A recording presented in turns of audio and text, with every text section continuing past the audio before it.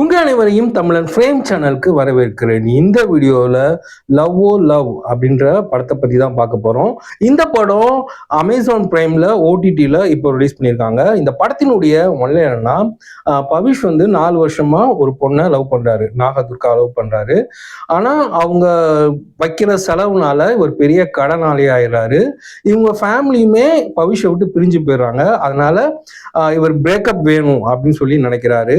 ஆனா இவங்க என்ன செய்யறாங்கன்னா, என்னால பிரேக்கப் தர முடியாது அப்படின்றாங்க. அப்போ பவிஷ் என்ன சொல்றாருன்னா, ஓகே அப்பனா நீ ஒரு 4 மாசம் மட்டும் என்னோட பொசிஷன்ல இருந்து பாரு, நான் எப்படி எப்படிலாம் செலவழிச்சனோ அதே மாதிரி நீ எனக்கு செலவழிக்கணும், ஓகே அப்படின்னு சொல்லி நாகதுர்கா அவங்களும் ஒத்துக்கிறாங்க. இதுக்கப்புறமேட்டு இந்த கதையில என்ன நடந்துச்சு அப்படின்னு தான் இந்த படத்தினுடைய ஒன்லைனு. இந்த படத்தை டைரக்ட் பண்ணியிருக்கிறது வந்து மகேஷ் ராஜேந்திரன். என்ன சொல்ல வந்திருக்காரு அப்படின்னு நமக்கு சுத்தமா புரியவே இல்லைன்னு தான் சொல்லணும்.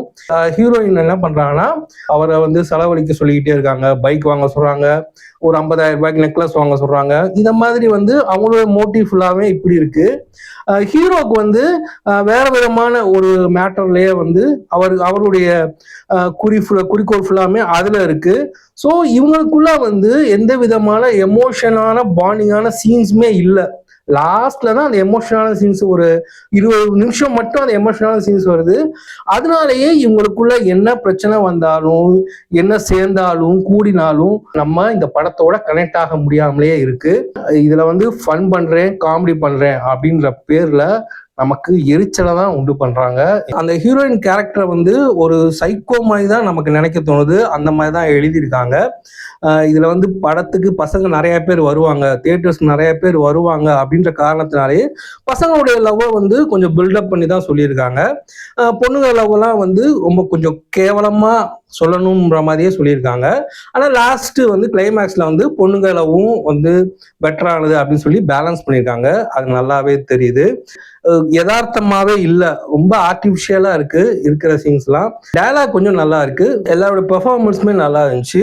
இந்த படம் வந்து ஒரு 2 மணி நேரம் ஓடுது. ஸோ இந்த படத்தை பார்க்கணுமா வேணாமான்றது நீங்களே அந்த முடிவை எடுத்துக்கலாம். நான் எப்படி ரிவ்யூ பண்றேன் அப்படின்றதையுமே எங்களுடைய கமெண்ட்ல சொல்லுங்க. எங்க சேனலுக்கு நிறைய பேர் சப்ஸ்கிரைப் பண்ணியிருக்கீங்க, அதுக்காக நான் உங்களை தேங்க் பண்ணிக்கிறேன். சப்ஸ்கிரைப் பண்ணாதவங்க ப்ளீஸ் சப்ஸ்கிரைப். மறுபடியும் நான் உங்களை அடுத்த வீடியோவில் சந்திக்கிறேன். அது வரைக்கும் டாடா, பாய் அண்ட் ஜெய் ஹிந்த்.